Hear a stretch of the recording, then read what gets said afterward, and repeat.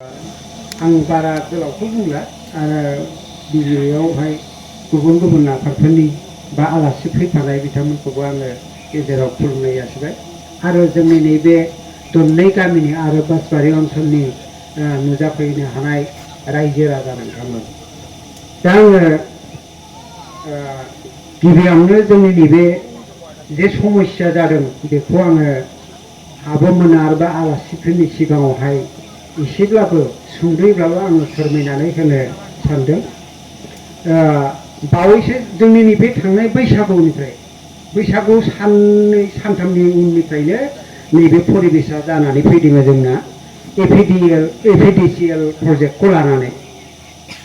दा जों खोनानो मोननायावहाय आगोलनिफ्रायनो जोंनि नैबे जायफोर एसे आफादाव थानाय मानसिफोर बिसोरो सिंजों सिं बे जिनिसनिखौ लाबोनो होननानै थुनजेरायनाय बा माबा लाबोबाय प्लेन खालामबाय थानाय बेखौ जों इयुनावहाय मिन्थिनो मोन्दों। दा बेबायदि सिस्टेमैनो दिनैसिम नैबे पर्जाया जानानै दङ। दा बेयावहाय बांद्रायखौ बुंला दाखालि नै आगोलावबो थांखांबा खय थारिखआव थाङामोनथाय थांनाया शिबसारनाव ओहो ओमफ्राय बिनि उनावहाय जोङो 2 जुन खालि शिबसारानियाव थांनानै जोङो खेबसे रायलायहैबावदों। दा बेयावहाय शिबसारा जोंनो डाइरेक्टयै मेपखौ देखायदों देखायनानै नोंसिनि मेपखौ मोननैखौबो दाननानै लास्टनि मेपआ ड्रनजों सार्भे खालामनानै नट जोंनि उसुंजोंनो बे गोदान मेप खालामनाय बेखौ देखायना होदों जोंनो। दा बिनि गेजेराव बुंदों गावबुरा नोंथां बे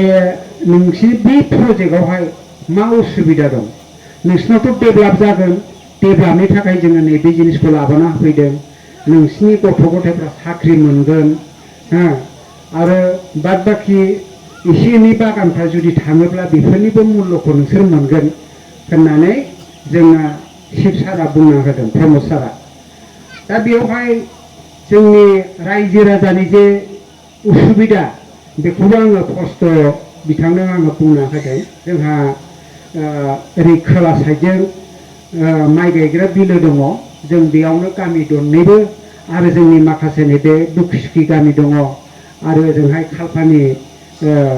जोंनि गुबुन हारिफोर एसे दङ बिसोरजों ज' मिलायनानै जोङो बयबो बेयावहायनो आबाद मावनानै जायो माइ आबाद। बेनिफ्राय जोङो नैबे गेजेरावहाय जोंनि नै नं फाग्लिजरा गामिया दङ। दा फैयै फैनानै जोङो 97 घर दं जाबाय जोङो बेयावहाय आजिलैखे जोंनि आबै आबौआ 150 बोसोर एबभनिफ्राय जोङो रायजो जाबोनाय आबौमोन जोङो बिसोरनो फैयै फुलि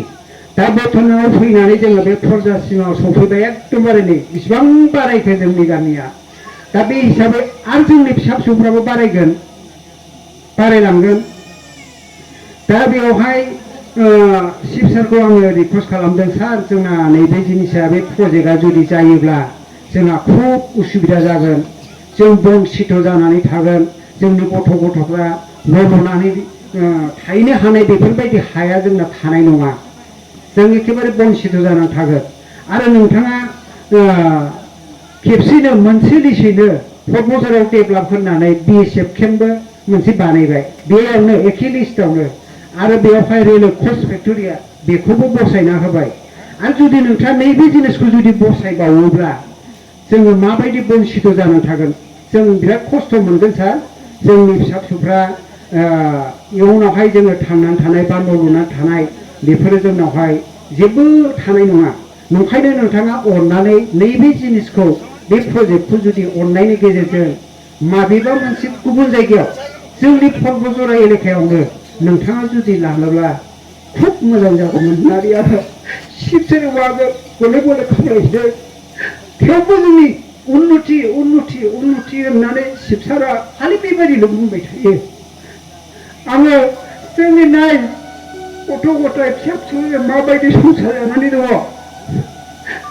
बेसेबां दुखुनि गेजेरजों लासै लासै फुजायाव फैनानै